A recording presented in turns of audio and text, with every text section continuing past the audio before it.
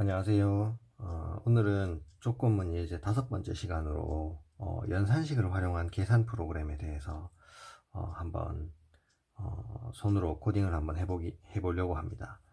연산식을 입력하면 그 결과를 출력하는 코드를 작성하는 문제인데요. 연산식은 예를 들면 이런 식으로 입력이 됩니다. 34 빼기 17 이렇게 입력을 하면 요것을 계산한 결과인 17을 출력하는 겁니다. 뭐 예를 들어서 24 더하기 7 이렇게 하면 이렇게 입력을 하면 이 두 개를 더한 31이 출력이 되고요.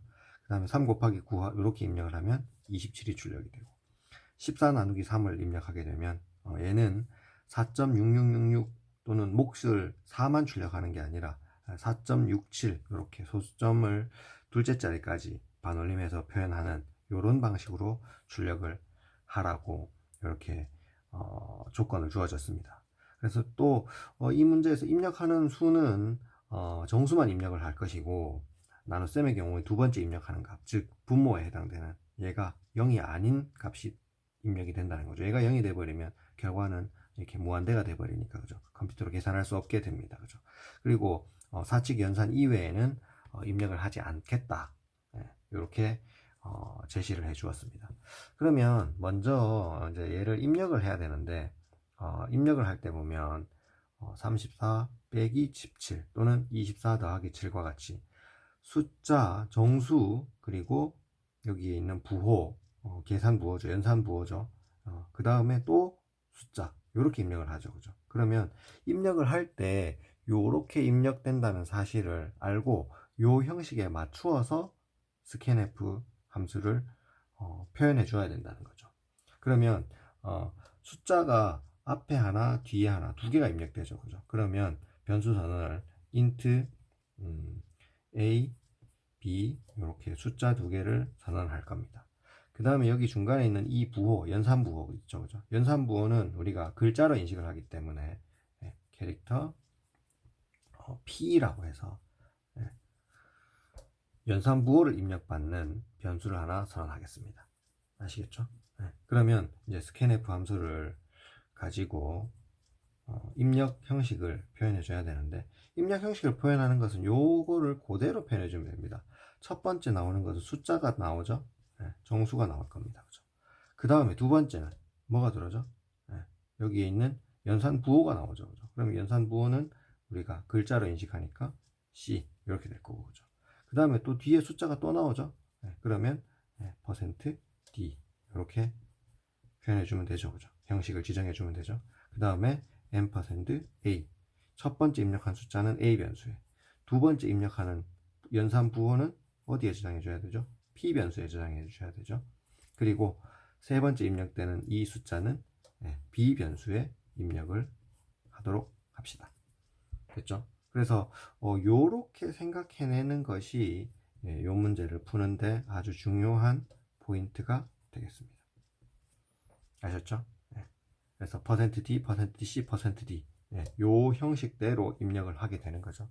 그래야지만 24가 A에 들어가고 더하기가 P 변수에 들어가고 7이 B 변수에 들어가게 된다는 거죠. 그러면 이제 우리가 연산을 할 값 두 개를 입력했고 연산 부호를 입력받았기 때문에 이제 덧셈인지 뺄셈인지 곱셈인지 나눗셈인지 그거에 따라서 이 P 값을 보고 실제로 덧셈 계산, 곱셈 계산, 나눗셈 계산 뭐 이런 것들을 할 수 있게 된다는 거죠. 네, 이렇게 됩니다. 자, 그러면 여기서 이제 조건을 표현하는 방법은 두 가지가 있는데 스위치 케이스와 if, else if 이렇게 있죠, 그죠? 네. 그러면 이런 것 같은 경우에는 p 값이 정확하게 일치되는 것을 찾아내기 때문에 스위치 케이스로 표현하는 것이 조금 더 간결합니다. 그래서 먼저 스위치 케이스로 한번 표현해 보겠습니다. 스위치 틀렸네요.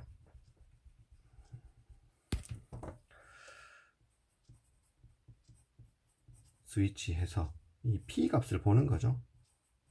p 값을 보고 결정하는 거죠, 그죠? 그러면 케이스 더하기인 경우 어떻게 하면 되죠?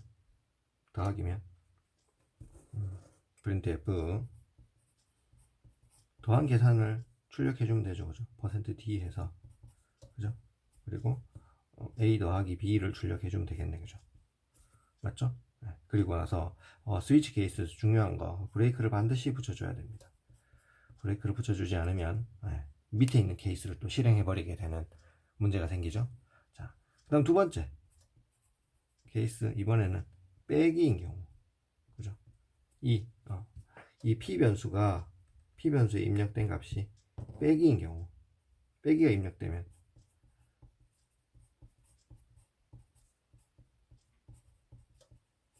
A 마이너스 B 얘를 출력해주면 되겠죠? 네, 그렇습니다. 그죠? 그래서 이렇게 각각의 케이스마다 이렇게 적어주면 됩니다. 그죠? 그 다음에 곱셈인 경우, 그죠? 네, 곱셈 연산부호가 입력이 되면 printf 뭐 곱셈을 출력해주면 되죠. A 곱하기 B 이렇게 출력하면 될 겁니다. 그죠? 네. 자, 그 다음에 이제 나눗셈인데 덧셈, 뺄셈, 곱셈은 우리가 정수로 계속 계산을 하니까 그냥 이대로 해주면 되지만 나눗셈은 이렇게 소수로 출력을 해줘야 됩니다. 반올림에서 둘째 자리까지, 그죠? 그래서 만약에 여기에 이렇게 나눗셈 기호가 들어왔다면 표현하는 방법이 조금 달라져야 됩니다. 그죠? 네. 그래서 나눗셈 기호가 들어왔다면 이 케이스에는 요 밑에다가 선생님이 한번 써볼게요. 조금 길어질 거니까. 출력을 해주는데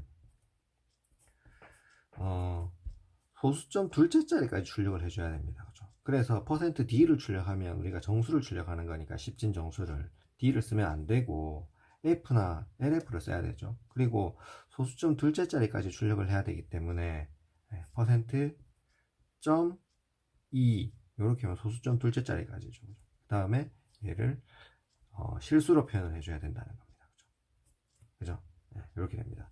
그 다음에 이제 여기다가 A 나누기 B 이렇게 쓰면 자 된다고 생각하는데 실제로 이렇게 하면 되지 않습니다. 그죠? 왜 안 되냐 하면 이 A 나누기 B가 어떻게 되죠? A 변수의 자료형은 int입니다. 그죠?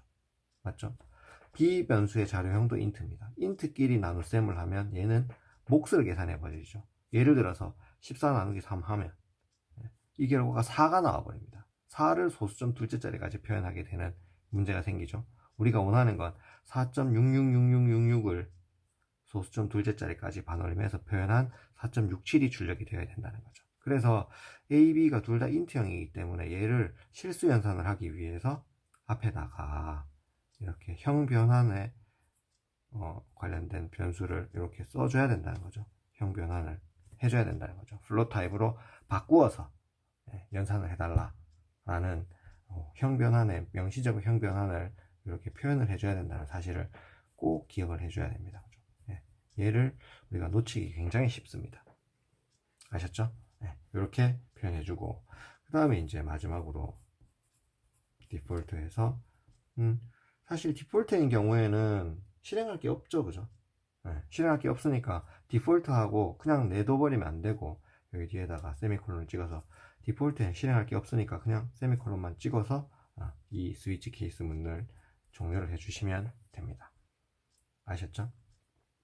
그래서 요 괄호와 요 괄호가 세트가 되도록 요 스위치 케이스 문장이 하나의 세트가 되도록 이렇게 묶어주시면 됩니다. 이해하시겠습니까? 그래서 요 P 변수의 값을 보고 더하기냐, 빼기냐, 곱하기냐, 나누기냐에 따라서 각각의 케이스에 따라서 이런 연산식들을 계산해서 결과를 출력해 주시면 됩니다. 그래서 이렇게 표현할 수도 있고 스위치 케이스 말고 그죠? 우리가 알고 있는 익숙한 if, else if 그걸로도 표현할 수 있겠죠. 그죠? 표현 방법은 똑같습니다. 위에 입력은 똑같이 하면 되고 여기서 스위치 케이스 대신에 if 쓰면 되겠죠. 그죠? 이 p 값이 만약에 더하기하고 같으면 그죠? 어떻게 해주면 되죠? 더하기니까 printf에서 %d 해서 A 더하기 B 이렇게 출력해 주면 되겠죠. 그죠? 그 다음 또 else if P 값이 빼기면 그죠? 그러면 printf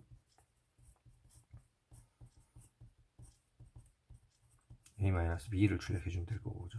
또 else if b가 곱셈이다. 응?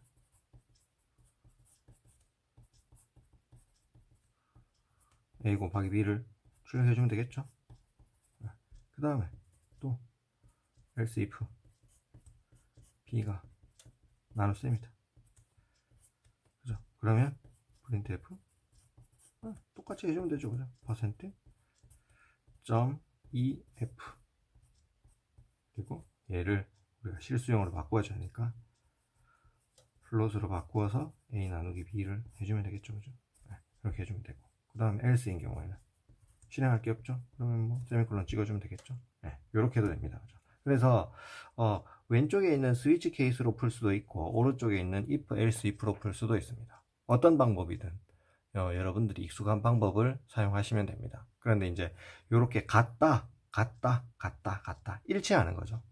이렇게 일치하는 것은 스위치 케이스를 많이 씁니다. 스위치 케이스에서 주의해야 될 것은 이 변수는 반드시 정수값이어야 됩니다. 선생님 여기 정수값 아니고 글자인데요. 글자도 우리가 아스키 코드에 보면 10진 정수로 1대1로 매칭이 되어 있죠. 그래서 이 글자도 한 글자인 경우에는 10진 정수로 인식을 합니다.